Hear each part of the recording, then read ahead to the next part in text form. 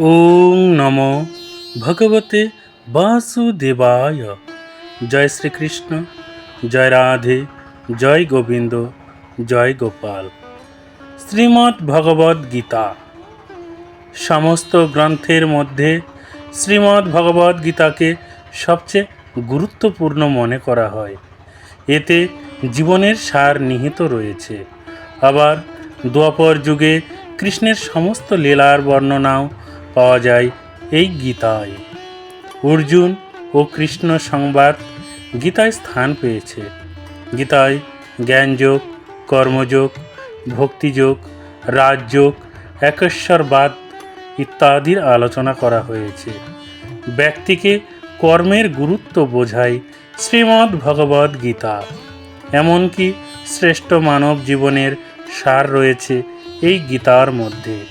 এতে 18টি অধ্যায় রয়েছে, যাতে জীবনের সঙ্গে জড়িত প্রতিটি প্রশ্নের উত্তর ও সমস্যার সমাধান পাওয়া যেতে পারে। আজ আমরা শ্রীমদ্ ভগবদ্ গীতার সেই 18টি অধ্যায় বা যোগ সম্পর্কে আলোচনা করব, তাই আপনারা মনোযোগ সহকারে শ্রবণ করিবেন। তো চলুন শুরু করা যাক। প্রথম অধ্যায়। গীতার প্রথম অধ্যায়ের নাম অর্জুন বিষাদ যোগ। এতে 46টি শ্লোকের মাধ্যমে অর্জুনের মনস্থিতির বর্ণনা করা হয়েছে। অর্থাৎ অর্জুনের সেই সময় তার মনের পরিস্থিতি কীরকম হয়েছিল তা এখানে তুলে ধরা হয়েছে। অর্জুন নিজের আত্মীয়দের সঙ্গে যুদ্ধে লিপ্ত হতে চান না। তারপর ভগবান শ্রীকৃষ্ণ তাকে কিভাবে সম্মত বা রাজি করান তা এই অধ্যায়ে বর্ণিত রয়েছে। দ্বিতীয় অধ্যায়। সাংখ্যযোগ হল শ্রীমদ্ ভগবদ্ গীতার দ্বিতীয় অধ্যায়। এতে মোট 72টি শ্লোক রয়েছে। ভগবান শ্রীকৃষ্ণ অর্জুনকে কর্মযোগ, জ্ঞানযোগ, সাংখ্যযোগ, বুদ্ধিযোগ ও আত্মার জ্ঞান দেন। এই অধ্যায় বাস্তবে শ্রীমদ্ ভগবদ্ গীতার সারাংশ রূপে বিবেচিত হয়। তৃতীয় অধ্যায়। শ্রীমদ্ ভগবদ্ গীতার তৃতীয় অধ্যায়ের নাম কর্মযোগ। এতে 43টি শ্লোক রয়েছে। এখানে শ্রীকৃষ্ণ অর্জুনকে বোঝান যে ফলাফলের চিন্তা না করেই ব্যক্তিকে কর্ম করা উচিত, কারণ প্রত্যেক ব্যক্তির কর্মে অধিকার রয়েছে, কিন্তু ফলে অধিকার নেই। তাই ফলাফলের চিন্তা না করে কর্ম করা উচিত। চতুর্থ অধ্যায়। জ্ঞান কর্ম সন্ন্যাস যোগ গীতার চতুর্থ অধ্যায়ের বিষয়বস্তু। এখানে 42টি শ্লোক রয়েছে। অর্জুনকে শ্রীকৃষ্ণ বললেন, ধর্মপরায়ণের সংরক্ষণ ও অধর্মদের বিনাশের জন্য গুরুর মাহাত্ম্য অনেক বেশি, অর্থাৎ এখানে গুরুকে প্রাধান্য দেওয়া হয়েছে। পঞ্চম অধ্যায়। কর্মসন্ন্যাস গীতার পঞ্চম অধ্যায়। এতে 29টি শ্লোক রয়েছে। এখানে অর্জুন শ্রীকৃষ্ণকে জিজ্ঞাসা করেন যে কর্মযোগ ও জ্ঞানযোগ এই দুইয়ের মধ্যে তার জন্য কোনটি শ্রেষ্ঠ। তখন ভগবান শ্রীকৃষ্ণ জানান যে দুটোরই লক্ষ্য এক, কিন্তু কর্মযোগই হল সবচেয়ে উৎকৃষ্ট যোগ।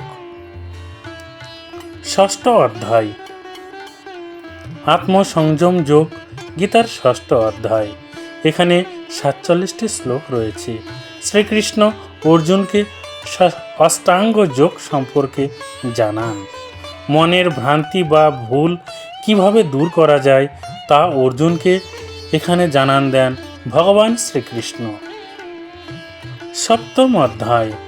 জ্ঞান বিজ্ঞান যোগ গীতার এই অধ্যায়ে স্থান পেয়েছে। এখানে 30টি শ্লোক রয়েছে। এখানে শ্রীকৃষ্ণ অর্জুনকে নিরপেক্ষ বাস্তব ও তার ভ্রামক ঊর্জা মায়া সম্পর্কে উপদেশ দেন। অষ্টম অধ্যায়। অক্ষর ব্রহ্মযোগ গীতার এই অধ্যায়ের বিষয়বস্তু। এতে 28টি শ্লোক রয়েছে। গীতার এই পাঠে স্বর্গ ও নরকের সিদ্ধান্ত সামিল রয়েছে। এতে মৃত্যুর আগে ব্যক্তির চিন্তা, আধ্যাত্মিক সংসার ও নরক এবং স্বর্গে যাবার পথ সম্পর্কে আলোচনা করা হয়েছে। নবম অধ্যায় রাজবিদ্যা রাজগুহ্য যোগ, গীতার নবম অধ্যায়, যেখানে 34টি শ্লোক রয়েছে। শ্রীকৃষ্ণের আভ্যন্তরীণ ঊর্জা সৃষ্টিকে ব্যপ্ত করে, তার সৃজন করে এবং পূর্ণ ব্রহ্মাণ্ডকে নষ্ট করে দেয়। দশম অধ্যায় বিভূতিযোগ, গীতার দশম অধ্যায়, এবং এতে 42টি শ্লোক রয়েছে। এইখানে ভগবান শ্রীকৃষ্ণ অর্জুনকে জানান কিভাবে সমস্ত তত্ত্ব ও আধ্যাত্মিক অস্তিত্বের অন্ত করে।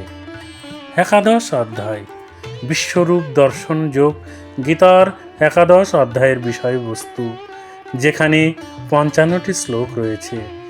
এই অধ্যায়ে অর্জুনের নিবেদনে ভগবান শ্রীকৃষ্ণ তার বিশ্বরূপ ধারণ করেন এবং সেই বিশ্বরূপে ভগবান শ্রীকৃষ্ণ অর্জুনকে কি কি দর্শন দিয়েছিলেন তা এখানে আলোচনা করা হয়েছে এবং অর্জুন কিভাবে ভগবান শ্রীকৃষ্ণকে শান্ত করেছিলেন তাও এখানে আলোচনা করা হয়েছে।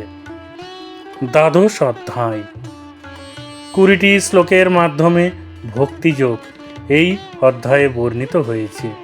ভক্তি মার্গের মহিমা সম্পর্কে অর্জুনকে জানান দেন ভগবান শ্রীকৃষ্ণ। এর পাশাপাশি অর্জুনকে ভক্তিযোগের সম্পর্কে তিনি নানা রকম উপদেশ দিয়েছেন। ত্রয়োদশ অধ্যায় এই অধ্যায়ের নাম ক্ষেত্রজ্ঞ যোগ। এতে 35টি শ্লোক রয়েছে। এখানে ভগবান শ্রীকৃষ্ণ অর্জুনকে ক্ষেত্র ও ক্ষেত্রজ্ঞের জ্ঞান দেন, পাশাপাশি সত্য, রজ ও তম গুণ দ্বারা উৎকৃষ্ট জনিতে জন্ম নেওয়ার উপায় জানান, অর্থাৎ কিভাবে মানুষ সত্য জনিতে জন্মগ্রহণ করবে এবং রজ জনিতে জন্মগ্রহণ করবে ও তম জনিতে জন্মগ্রহণ করবে এবং কি করলে তার উৎকৃষ্ট জন্ম হবে তা এখানে তিনি বর্ণনা দিয়েছেন। চতুর্দশ অধ্যায়ে 27টি শ্লোকের সাহায্যে গুণত্রয় বিভাগ যোগ বর্ণিত হয়েছে। এতে শ্রীকৃষ্ণ সত্য, রজ ও তম গুণ ও মনুষ্যের উত্তম, মধ্যম ও অন্যান্য গতির সবিস্তার বর্ণনা করেছেন। অবশেষে এই গুণ লাভের উপায় ও এর ফল জানিয়েছেন। পঞ্চদশ অধ্যায়ের নাম হল পুরুষোত্তম যোগ। এতে 20টি শ্লোক রয়েছে। এখানে ভগবান শ্রীকৃষ্ণ বলেন যে ঐশ্বরিক প্রকৃতি সম্পূর্ণ জ্ঞানী পুরুষ সর্বপ্রকারে আমার ভজন করেন এবং অসুর প্রবৃত্তির অজ্ঞানী পুরুষ আমার উপহাস বা নিন্দা করেন। ষোড়শ অধ্যায়ের নাম হল দৈবাসুর সম্পদ বিভাগ যোগ। এখানে 24টি শ্লোক রয়েছে। এতে শ্রীকৃষ্ণ স্বাভাবিক রীতিতে ঐশ্বরিক প্রকৃতির জ্ঞানী পুরুষ ও অসুর প্রবৃত্তির অজ্ঞানী পুরুষের লক্ষণ সম্পর্কে জানিয়েছেন। সপ্তদশ অধ্যায় শ্রদ্ধাত্রয় বিভাগ যোগ হল গীতার সপ্তদশ অধ্যায়। এতে 28টি শ্লোক রয়েছে। এখানে শ্রীকৃষ্ণ অর্জুনকে জানান শাস্ত্রবিধির জ্ঞান না থাকলে ও অন্যান্য কারণে শাস্ত্রবিধি ত্যাগ করার সত্ত্বেও যজ্ঞ, পূজা ইত্যাদি শুভ কর্ম শ্রদ্ধা ভরে থাকেন তাদের পরিস্থিতি কেমন হয় এই বিষয়ে তিনি আলোচনা করেছেন। অষ্টাদশ অধ্যায় অর্থাৎ শেষ অধ্যায়, গীতার অষ্টাদশ অধ্যায়ের নাম হল মোক্ষ সন্ন্যাস যোগ বা মোক্ষ যোগ। এতে 78টি শ্লোক রয়েছে। এটি আগের সমস্ত অধ্যায়ের সারমর্ম বা বিষয়বস্তু। এখানে অর্জুন শ্রীকৃষ্ণের কাছে ন্যাস অর্থাৎ জ্ঞান, যোগ ও ত্যাগ অর্থাৎ ফল আসক্ত রহিত কর্মযোগের তত্ত্ব জানার ইচ্ছা প্রকট করেন। আশা করি আপনারা ভগবান শ্রীকৃষ্ণের আশীর্বাদে গীতার সমস্ত অধ্যায়ের বিষয়বস্তু ভালোভাবে শ্রবণ করেছেন এবং ভালো লাগলে অবশ্যই ভিডিওটি সবার কাছে শেয়ার করতে পারেন, তৎসহ চ্যানেলটিকে সাবস্ক্রাইব করতে পারেন। সবাই ভালো থাকবেন, সুখে থাকবেন, শান্তিতে থাকবেন। ঈশ্বর আপনার মঙ্গল করুন। দেখা হচ্ছে পরের কোনো ভিডিওতে। সবাই ভালো থাকবেন। জয় শ্রীকৃষ্ণ, জয় রাধে, জয় গোবিন্দ, জয় গোপাল, জয় গীতা।